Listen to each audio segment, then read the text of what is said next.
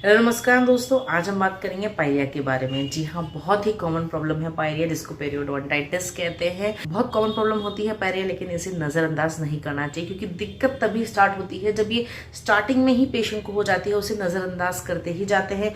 कितनी बार ऐसा होता है जब पेशेंट बहुत ज़्यादा लास्ट में आते हैं, लिटरली दांत उनके हिलते हैं और मैं पूछती हूँ कि आपने इतनी देर क्यों लगा दी, तो उनका आंसर ये होता है कि हमें शर्म आ रही थी, या हमें डेंटिस्ट के पास जाने से ही डर लगता है, या हमने ध्यान ही नहीं दिया, और इस तरह से वो लापरवाही कर जाते हैं। तो दोस्तों, बिल्कुल भी ऐसी लापरवाही नहीं करनी है। इस वीडियो को पूरा लास्ट तक देखिए। पहले मैं ये समझाऊंगी पायरिया क्या होता है, कैसे पहचाने की पायरिया है, और क्या इसके ट्रीटमेंट ऑप्शंस हैं, क्या इलाज है, और क्या होम रेमेडीज आप कर सकते हैं। तो चलिए वीडियो को स्टार्ट करते हैं। उसके पहले अगर आप मेरे चैनल पर नए हैं तो ज़रूर से सब्सक्राइब करें, और अगर इस चैनल की वीडियोस पसंद आती हैं तो ज़्यादा से ज़्यादा लाइक करें और शेयर करें। सबसे पहले समझते पायरिया होता क्या है। ये इन्फ्लेमेशन होता है पेरियोडोंशियम का, मतलब कि जब आपके दांत जो होते हैं उनको पकड़ता कौन है, उनको पकड़ते मसूड़ हैं और हड्डियां। जब इन्फेक्शन इन मसूड़ों में हो जाता है और आप ध्यान नहीं देते और धीरे धीरे बोन पर चला जाता है, तो उसके इन्फेक्शन को कहा जाता है पायरिया, पेरियोडोंटाइटिस। अच्छा, इसे पहचानेंगे कैसे। जब पायरिया होता है तो आप देखेंगे कि आप जब ब्रश करते हैं तो खून आता है, कुछ खाएंगे तो खून आ रहा है, मुंह में से स्मेल आती है। अगर किसी को पायरिया होता है तो उसके दांत हिलने लगते हैं, कमज़ोर होने लगते हैं, दांतों में दर्द भी होता है जब आप खाते हैं, मसूड़ों पे आप टच करेंगे तो भी दर्द होता है, सूजन आती है, स्वेल्ड अप रहते हैं। तो ये कुछ सिम्टम्स हैं जिससे आप पता लगा सकते हैं कि पायरिया है। और पायरिया जो होता है, डेफिनेटली अगर पहली ही स्टेज पे, प्राइमरी लेवल पे ही आप ठीक कर दें तो इसको आप रिवर्स कर सकते हैं। बहुत ज़्यादा अगर हो जाता है तो डेफिनेटली कोई भी जादू ऐसा नहीं है कि हम इसको वापस से बिल्कुल आपके दांत जैसे थे वैसे बना दें, क्योंकि ऐसे केसेस में वो अगर ज़्यादा प्रोसीड हुआ है, मतलब मसूड़े खराब होते होते इन्फेक्शन आपके दांतों की बोन्स पे, हड्डी पर जा चुका है, तो डेफिनेटली दांत को निकालना ही एक ऑप्शन बच जाता है। बट बीच में कुछ ऐसी स्टेजेस आती हैं जहाँ पर आप ट्रीटमेंट करवा सकते हैं। तो पहले आप वो समझ लें, और कुछ घरेलू उपाय भी मैं बताने वाली हूँ, वीडियो के एंड में बने रहिएगा। पहला ट्रीटमेंट ऑप्शन जो हर डेंटिस्ट आपको सजेस्ट करेंगे वो ये है कि आप दांत की सफाई करवाएं।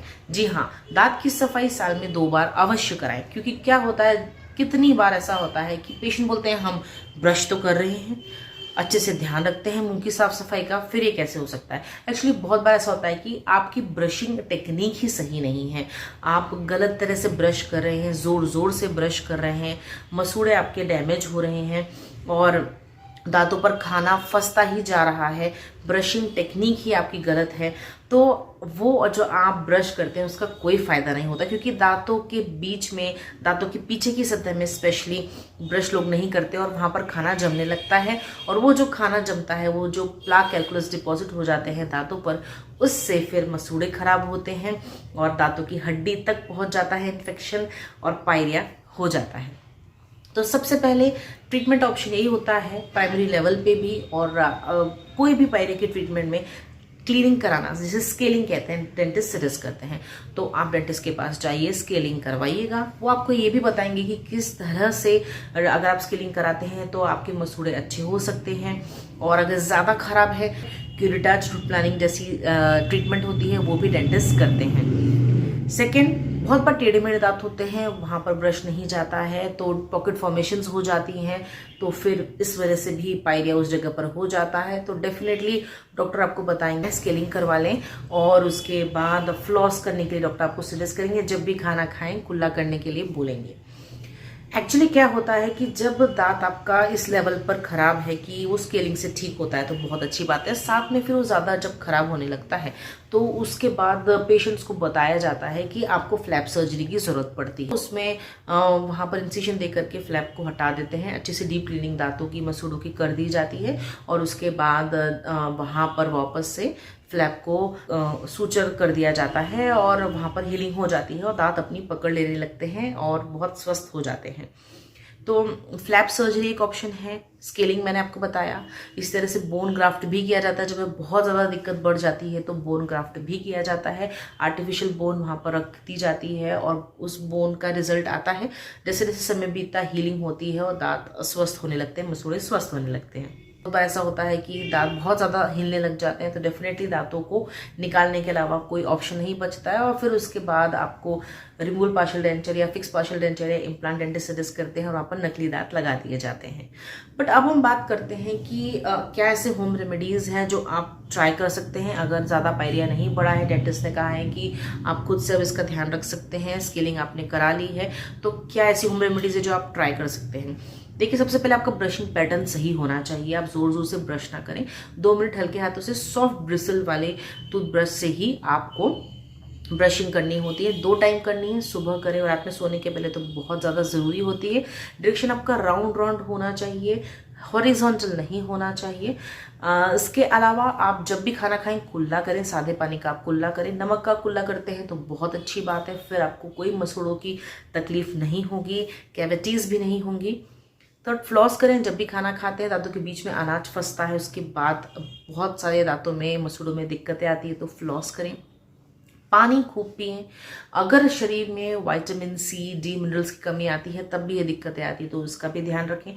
अगर पेशेंट डायबिटिक होता है तो उसमें मसूड़े बहुत जल्दी खराब होते हैं, पायरिया की दिक्कत आती है, कोई मेडिसिन बहुत लंबे समय से चल रही है तो उसका साइड इफेक्ट भी होता है, तो ये भी आप अपने डॉक्टर से बात करके देख सकते हैं।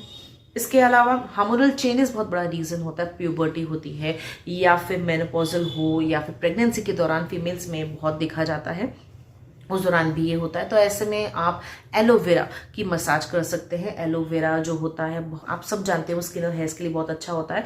तो एलोवेरा का आप पल्प ले लें और उसको फिर आप अच्छे से अपनी फिंगर से लेकर के मसाज करें।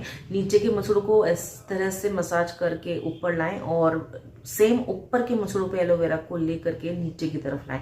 इस तरह से हल्के हाथों से आप सभी मसूड़ों पे अगर मसाज करते हैं तो आप देखेंगे कि आपके जो मसूड़े हैं वो बहुत स्वस्थ हो रहे हैं, पायरिया की दिक्कत नहीं होती है।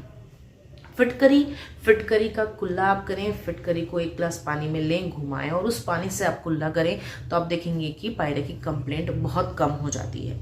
तो ये कुछ होम रेमेडीज़ हैं, आप ज़रूर ट्राई करके देखिएगा। पर डेंटिस्ट के पास जाएं, उनसे समझें क्या क्या ट्रीटमेंट ऑप्शन है, और इस तरह की दिक्कत हो ना उसके लिए हर 6 महीने में आप स्केलिंग करवाइए, डॉक्टर से दांतों की क्लीनिंग करवाइए। डरिए मत। मिथ है कि दांत साफ करने पर गैप हो जाती, हिल जाते हैं, खराब हो जाते हैं, बिल्कुल भी नहीं। वीडियो अगर अच्छी लगती है तो ज़्यादा से ज़्यादा लाइक करें, शेयर करें, सब्सक्राइब करें और मेरे चैनल पर बने रहें। फिर से मिलूंगी एक नई वीडियो में, तब तक के लिए नमस्ते।